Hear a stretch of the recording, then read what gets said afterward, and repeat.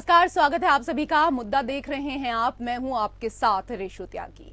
लोकसभा चुनाव 2024 से पहले समाजवादी पार्टी के मुखिया अखिलेश यादव बीजेपी के खिलाफ देशव्यापी मोर्चेबंदी में जुट गए हैं। हाल ही में वो तेलंगाना जाकर केसीआर की रैली में शामिल हुए, जहां उन्होंने ऐलान किया कि वो यूपी से बीजेपी का सफाया करेंगे। एक दिवसीय उत्तराखंड यात्रा पर आए अखिलेश यादव ने बड़ा राजनीतिक संदेश दिया। कभी उत्तर प्रदेश का हिस्सा रहे उत्तराखंड में समाजवादी पार्टी का जनाधार नहीं है, लेकिन अखिलेश यादव ने यहां दावा किया है कि वो आने वाले लोकसभा चुनाव में प्रदेश की सभी सीटों पर चुनाव लड़ेंगे। अखिलेश यादव ने कहा कि वो जल्द ही प्रदेश में पार्टी के कार्यकर्ताओं और पदाधिकारियों की मीटिंग लेंगे और पहाड़ी राज्य में भी सपा को मजबूती देने की कवायद शुरू करेंगे। ऐसा लगता है कि सपा मुखिया उत्तराखंड के जरिए यूपी में किसी सियासी समीकरण को साधने में लगे हैं। राहुल गांधी के नेतृत्व में कांग्रेस ने भारत जोड़ो यात्रा निकाली है। इसके जरिए कांग्रेस ने हर प्रदेश में विपक्षी दलों के नेताओं को जोड़ने की कोशिश की। कहीं यह कोशिश सफल रही तो कहीं इसको सफलता नहीं मिली। उत्तर प्रदेश कांग्रेस ने अखिलेश यादव और मायावती को भारत जोड़ो यात्रा में शामिल होने का न्योता भेजा था। दोनों खुद तो यात्रा में शामिल नहीं हुए, लेकिन अपनी सद्भावनाएं राहुल गांधी को जरूर भेजी। राहुल गांधी के साथ अपनी भावनाएं जोड़ने वाले अखिलेश के रवैये से लगता है कि वो लोकसभा चुनाव में कांग्रेस के साथ गठबंधन के द्वार खोले रखना चाहते हैं। हालांकि इस बार गठबंधन का यह समझौता शर्तों की जटिल प्रक्रिया के रास्ते भी आ सकता है। यूपी में गठबंधन करने पर अखिलेश यादव का साफ कहना है कि अगर यूपी में उनसे कोई सीटें मांगेगा तो वो उत्तराखंड और मध्य प्रदेश में उससे सीटें मांगेंगे। यह कोई और नहीं बल्कि कांग्रेस ही हो सकती है।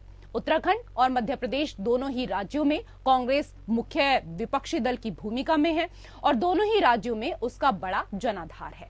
समाजवादी पार्टी उत्तर प्रदेश की सबसे दूसरी बड़ी पार्टी में आती है। ऐसे में अखिलेश यादव ने उत्तराखंड और मध्य प्रदेश में भी सपा का प्रभाव बढ़ाने का अपना इरादा जाहिर करना शुरू कर दिया है। तो अखिलेश ने अब उत्तराखंड में दांव खेला है और 2024 में लोकसभा के चुनाव होने हैं। ऐसे में अखिलेश यादव जब कल उत्तराखंड पहुंचे तो उन्होंने कहा कि हम उत्तराखंड में सभी सीटों पर चुनाव लड़ेंगे। इसके साथ ही उन्होंने कहा कि उत्तर प्रदेश में भी सपा सभी सीटों पर जो है वो चुनाव लड़ने वाली है। अखिलेश यादव ने कल उत्तराखंड में बीजेपी को जमकर घेरा, तो वहीं कांग्रेस को भी उन्होंने नहीं छोड़ा। कांग्रेस पर भी निशाना साधते हुए नजर आए अखिलेश यादव।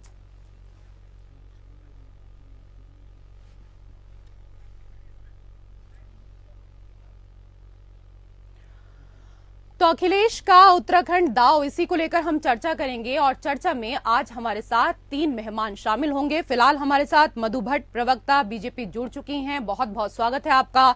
हमारे साथ प्रोफेसर भुवन भास्कर जोशी, प्रवक्ता सपा जुड़ चुके हैं, आपका भी बहुत बहुत स्वागत। और अब से कुछ ही देर बाद हमारे साथ कांग्रेस के प्रवक्ता शीशपाल बिष्ट भी जुड़ेंगे। सबसे पहले मधु जी, मेरा आपसे सवाल, कभी उत्तर प्रदेश का हिस्सा रहे उत्तराखंड में समाजवादी पार्टी का जनाधार नहीं है, लेकिन अखिलेश यादव ने यहां दावा किया है कि वो आने वाले लोकसभा चुनाव में प्रदेश की सभी सीटों पर चुनाव लड़ेंगे। इसको लेकर आपकी प्रतिक्रिया? देखिए, पहले तो मैं माननीय जो हमारे अखिलेश यादव जी हैं वो कौन सी एक रणनीति के तहत, या मैं कहूँ क्या उनका जन आधार है यहाँ, जो यहाँ पर जो क्योंकि अपने ही राज्य में जो अपना आधार खो चुके हैं वो यहाँ अब उत्तराखंड में आ रहे हैं। किस मुंह से वो उत्तराखंड में आ रहे हैं? जिन्होंने यहाँ उत्तराखंड राज्य के निर्माण के जो आंदोलनकारी जो हमारी बहनें थे उनके साथ किस प्रकार से जो दुर्व्यवहार किया, क्या यहाँ उत्तराखंड की देवभूमि जनता क्या इसको भूल जाएगी? क्या उनको माफ कर देगी? तो देखिए, वो तो केवल एक मैं कहूंगी एक अपनी भूमि तलाश करने की, कौन सी भूमि तलाश करने आ रहे हैं, या देव भूमि वासियों से वो माफी मांगने आ रहे हैं? किस प्रकार की राजनीति करने यहाँ पर आ रहे हैं, ये तो उनको जनता ही बताएगी। ठीक है, अपने ही राज्य में अपना जनाधार खो चुके हैं अखिलेश यादव, मधु भट्ट कह रही हैं। भास्कर जोशी जी, देखिए, मैं कहना चाहता हूँ मधु जी थोड़ा सा इतिहास को अच्छे से पढ़ ले। ये वही समाजवादी पार्टी है जिसने कौशिक समिति के थ्रू उत्तराखंड के नींव रखी, उसको अलग बनाने के लिए। ये थोड़ा सा इतिहास का अच्छे से अध्ययन कर ले। दूसरा विषय बताना चाहता हूँ, जो समाजवादी पार्टी को कमजोर बताने की कोशिश कर रही है, इनको बताना चाहता हूँ कि भारतीय जनता पार्टी और कांग्रेस के बाद केवल समाजवादी पार्टी ऐसी है जिसका कि सांसद यहाँ से चुना गया, और वो भी राज्य बनने के बाद हरिद्वार सीट पे। और मैं कहना चाहता हूँ कि संगठन स्तर पर लगातार हमारा वहाँ संगठन चल रहा है, और माननीय अखिलेश यादव जी जब भी बुरा वक्त उत्तराखंड पर आता है तो अपनी पार्टी स्तर पर लगातार आर्थिक मदद करने का काम करते हैं, कम से कम। और एक कुछ कुल नहीं तो कम से कम ये भी पता होगा मधु जी को, माननीय अखिलेश यादव जी के बारे में जानते हैं कि उत्तराखंड की जो संस्कृति है वो होती है कि हम ठीक है। अभी आपने आर्थिक मदद को लेकर बात की, तो अभी फिलहाल क्योंकि जोशीमठ पर जो संकट आया है वो तो सभी देख रहे हैं, क्या कोई आर्थिक मदद की गई है इसको लेकर अखिलेश यादव की तरफ से? बिल्कुल मैं आपसे कहना चाहता हूँ, पार्टी में जब भी यहाँ पर कोई भी घटना घटती है तो माननीय अखिलेश यादव जी फ्रंट बात है, क्योंकि उनका भावनात्मक लगाव है। शायद मधु जी को पता नहीं है कि माननीय अखिलेश यादव जी की ससुराल उत्तराखंड है, तो एक कम से कम, मैं भी उत्तराखंड का मूल निवासी हूँ, बड़ी जी भी लग रही है मेरे को उत्तराखंड की निवासी हूँ, कम से कम अपने जवाई का सम्मान से भाषा करे, इस तरह का प्रयोग करे। विरोधाभास होता है राजनीति में, लेकिन इस तरह का जो भाषा शैली वो ठीक नहीं।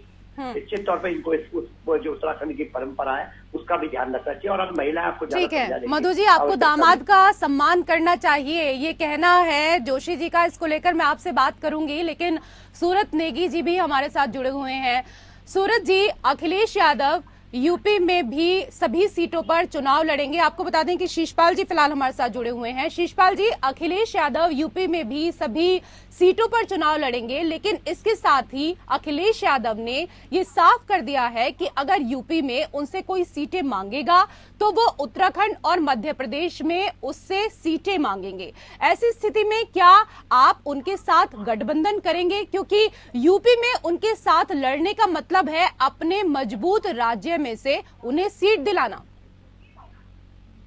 है। जहां तक आप अगर देख रहे हैं देश के राजनीतिक परिदृश्य को, आदरणीय राहुल गांधी जी देश के अंदर जो है एक विस्तृत यात्रा पर निकले हुए हैं, भारत जोड़ो यात्रा पर, कश्मीर से लेकर कन्याकुमारी तक। और जिस तरीके से देश का जनमानस भारत जोड़ो यात्रा के माध्यम से जुड़ रहा है, जिस प्रकार देश के ज्वलंत मुद्दे आज प्रमुखता से भारत जोड़ो यात्रा के माध्यम से उठ रहे हैं, निश्चित तौर पर देश के अंदर एक नया राजनीतिक परिवर्तन दिखाई देने लगा है। और जहां तक गठबंधन की बात है, उत्तर प्रदेश हो या अन्य किसी भी राज्य में, देश में राजनीतिक दलों से गठबंधन की बात की, कांग्रेस पार्टी का केंद्रीय नेतृत्व तय करेगा। और जो भी राजनीतिक परिदृश्य दिखाई देगा, जैसी भी तात्कालिक परिस्थितियां होंगी, उसके अनुसार भी हमारा राष्ट्रीय नेतृत्व इस पर फैसला लेगा। जहां तक अखिलेश यादव जी के उत्तराखंड दौरे की बात है, तो जहां तक मेरा संज्ञान है कि उनका यहाँ पर हल्द्वानी में व्यक्तिगत दौरा था। और उत्तराखंड के अंदर आज भी जो आंदोलनकारी शक्तियां हैं या उत्तराखंड का जनमानस है, राज्य आंदोलन के दौरान जो समाजवादी पार्टी के कार्यकाल के दौरान आंदोलनकारियों के साथ बर्बरता हुई, तो उन घावों को आज भी ताजा हो जाते हैं। और उन बातों को उनका दौरा जो है वो निजी था, लेकिन जो बातें थी वो सियासी थी, उत्तराखंड से भी, देवभूमि से भी। मधु जी, जैसा कि अभी जोशी जी ने कहा, तो क्या दामाद का स्वागत करेंगे आप लोग? देखिए, जिस समय ये राजनीति वो करने आए हैं, अगर वो एक दामाद होने के नाते आते तो हम निश्चित रूप से उनका स्वागत करते, लेकिन वो दामाद होने के नाते नहीं आए हैं। आए हैं राजनीति करने के लिए, अपनी राजनीति की भूमि को तलाशने के लिए। जिस प्रकार से उन्होंने उत्तराखंड देवभूमि वासियों के साथ जो छल कपट की राजनीति करी, यहाँ के लोगों के, भोले भाले लोगों के साथ, यहाँ की मातृशक्ति उनको माफ नहीं करने वाली, कभी भी माफ, उनकी 7 पीढ़ियां हो जाए वो माफ नहीं करने वाली। क्योंकि ये ऐतिहासिक जो हमारा अशांतिपूर्ण आंदोलन था, किस बर्बरता पूर्वक जो है लाठी प्रहार किया गया, माँ बहनों की अस्मिता के साथ जिस प्रकार से जो अत्याचार किया गया, उसको देवभूमि कभी भी माफ नहीं करने वाली। जहाँ तक बात है आपको बताना चाहूंगी, हमारी जो सरकार है पूरा जोशीमठ के लिए पूरा रात दिन जो है हर प्रकार से सुविधाएं कर रही है, और कोई किसी को भी किसी भी प्रकार की कोई दिक्कत ना हो, इसके लिए पूरी शासन प्रशासन सभी नेतागण सभी कार्यकर्ता वहां पर लगे हुए हैं। और एक मानवीय संवेदनाएं हैं हमारी उत्तराखंड की जो देवभूमि है चारों, क्योंकि पूरे भारत ठीक है, इस विषय पर तो लगातार बिल्कुल मधु जी, इस विषय पर तो लगातार हम चर्चा करते ही रहते हैं, इस विषय पर लगातार हम डिबेट भी करते हैं, लेकिन फिलहाल हम अखिलेश यादव को लेकर यहाँ पर चर्चा कर रहे हैं। जोशी जी, मैनपुरी उपचुनाव जीतने के बाद अखिलेश यादव का जोश एकदम हाई है। उत्तराखंड की भी सभी लोकसभा सीटों पर चुनाव लड़ने का ऐलान उन्होंने कर दिया है। क्या लगता है आपको पहाड़ का रास्ता सपा के लिए इतना आसान हो पाएगा? मैं बताना चाहता हूँ आपको, अभी मैंने पहले भी बताया कि राज्य बनने के बाद भी हरिद्वार की सीट हम जीते, और मैं निश्चित तौर पे कहना चाहता हूँ माननीय अखिलेश यादव जी का एक भावनात्मक लगाव उत्तराखंड के लोगों के प्रति और उत्तराखंड से है। एक वो लगातार उसको फील करते हैं और वो लगातार मदद करने का काम करते हैं। उनके हल्द्वानी दौरे में मैं भी आज सुबह ही वापस आया हूँ, पूरे दौरे में मैं साथ रहा, और बार बार वो उत्तराखंड में आते रहते हैं। ऐसा नहीं कि वो आज पहली बार आए या निजी कार्यक्रम में आए, वो आते रहते हैं उत्तराखंड में। उनका भावनात्मक लगाव है लोगों की मदद करने का, वहाँ की जब विपदा आती है तो मदद करने का, इश्यूज को उठाने का, वो लगातार काम करते रहते हैं। निश्चित लेकिन अभी तक आपने ये नहीं बताया कि मदद क्या की। मैं उसी को तो बता रहा हूँ ना आपको। लगा आर्थिक मदद करती है, पार्टी घोषणा करती है, उसको पार्टी का जो संगठन है वो पहुंचाने का काम करता है। पहले भी करे हैं, पहले भी जब वो आती है, आप ये तो हमारे ट्विटर हैंडल पे आप देख सकते हैं लगातार कि हम लोग उसकी मदद कर पा रहे नहीं कर पा रहे, ठीक है, क्योंकि उनका भावनात्मक लगाव है। ठीक है मधु जी, उत्तराखंड में कांग्रेस विपक्ष की भूमिका में है। अंकिता हत्याकांड, पेपर लीक जैसे मुद्दे पर कांग्रेस हमेशा आपको घेरती आई है, लेकिन अब इसमें सपा भी शामिल हो गई है। अखिलेश यादव ने कल कहा, जितना छोटा राज्य उतना बड़ा घोटाला। देखिए, आपको बताना चाहेंगे, देखिए चाहे कांग्रेस हो चाहे समाजवादी पार्टी हो, इन्होंने केवल एक जो पूरे इस देश में मैं कहूंगी भ्रष्टाचार चरम सीमा पर अगर पहुंचा है तो इनके शासनकाल में पहुंचा है।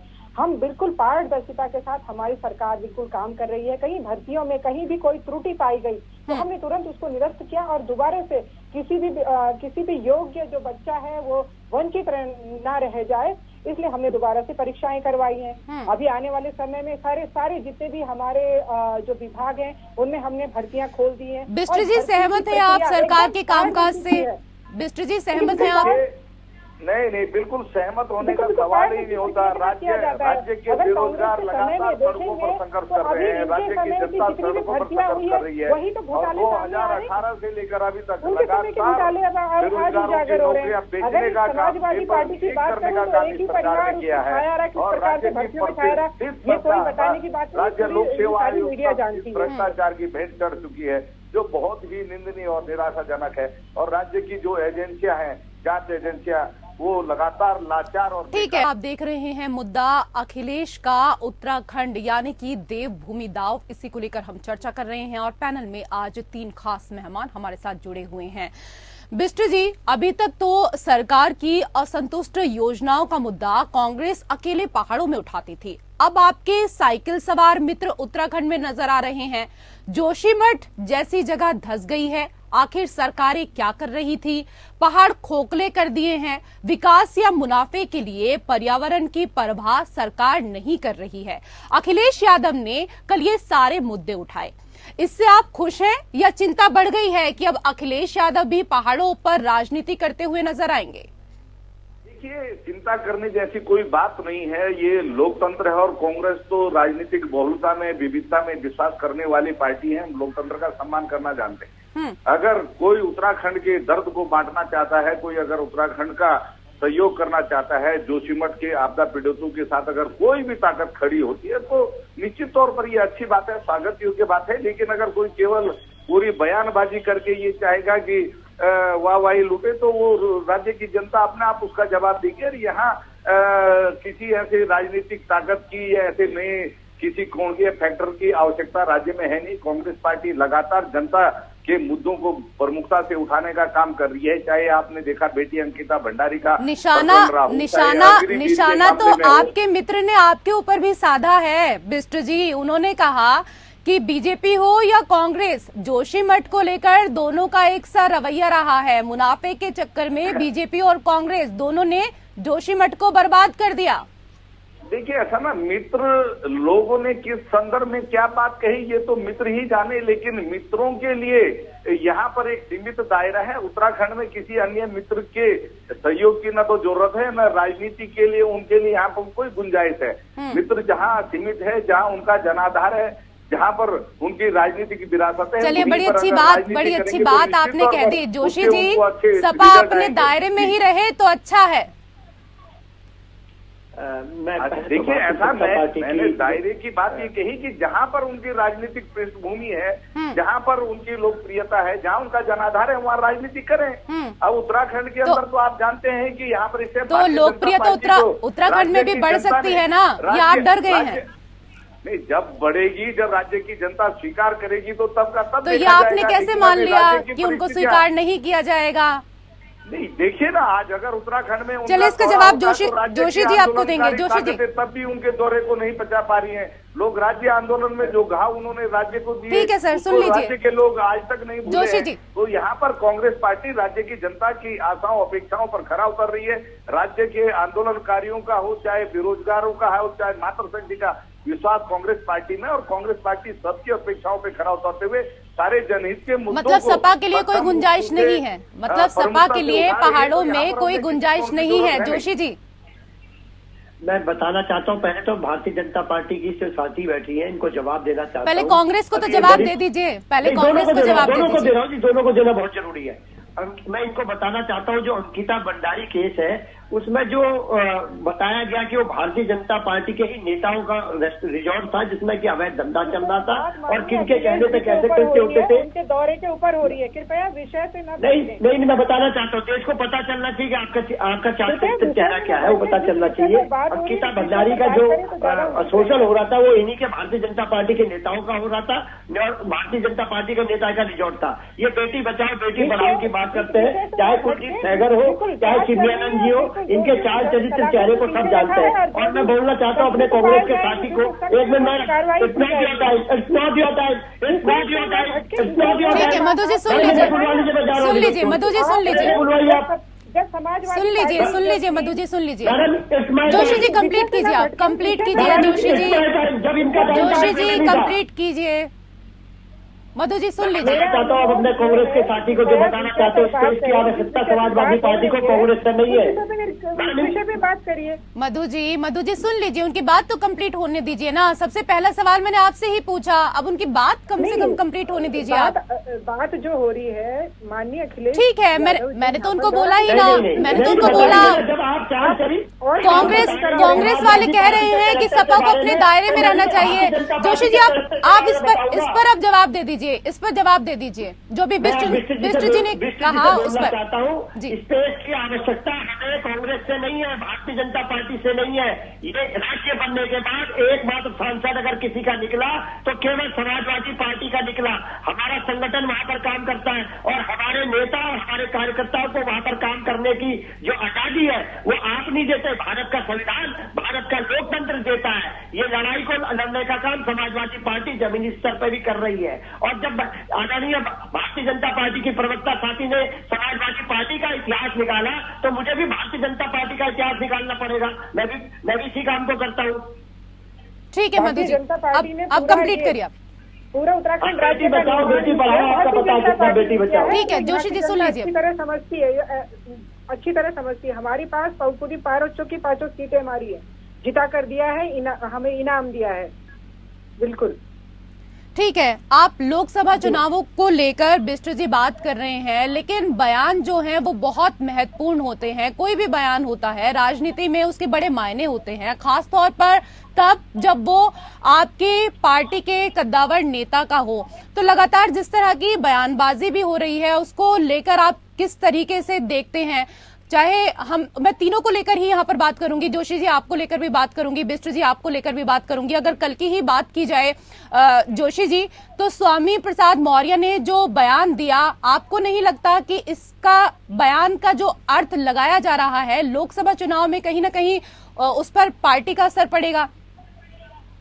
देखिए, मैं इतना जरूर कहना चाहता हूँ, जिस संदर्भ में आपने आज उत्तराखंड में अखिलेश जी का दौरा का है, उसमें अगर आप प्रश्न करेंगी तो मैं बता सकता हूँ, ये बहस का हिस्सा नहीं है। आप नहीं बताएंगे, आप नहीं बोल क्यों पाएंगे। क्यों देखिए, नहीं बोलेंगे आप? ये बताइए ना, नहीं ये बोलेंगे। बहस का हिस्सा क्यों नहीं है? आप मुझे बताइए, क्योंकि राजनीति में तो बयान ही मायने रखते हैं ना।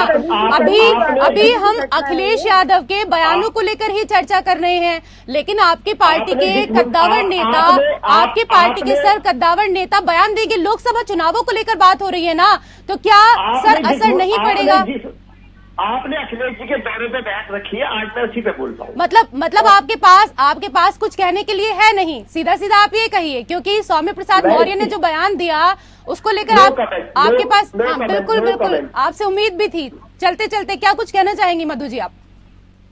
देखिए, बिल्कुल निश्चित रूप से देखिए, समाजवादी पार्टी को क्योंकि पूरे यूपी में तो उनको एक सिरे से नकार ही दिया है, लेकिन अगर उत्तराखंड में भी अगर ये इस प्रकार की कोई राजनीति करने जा रहे, इस प्रकार के इनके बयान आ रहे हैं, तो इसको जनता इनका करारा जवाब देगी। आने वाले लोकसभा चुनाव में इनको जवाब दिया जाएगा। अभी तक तो ये अपनी भूमि तलाश में नजर आ रहे हैं। अभी तक कोई, क्योंकि अब कोई इनको जनता के बीच में कोई जनाधार नहीं है। इनको जनता बहुत अच्छी तरह से समझ चुकी है, बहुत अच्छी तरह समझ चुकी है। और इसका आप आने वाले समय में देखिएगा, जनता बिल्कुल कहाँ समाजवादी पार्टी का कोई अस्तित्व है ही नहीं उत्तराखंड में। चलिए, बहुत बहुत शुक्रिया आप तीनों का हमारे साथ इस चर्चा में जुड़ने के लिए। और इसी के साथ मुद्दा में फिलहाल इतना ही। नमस्कार।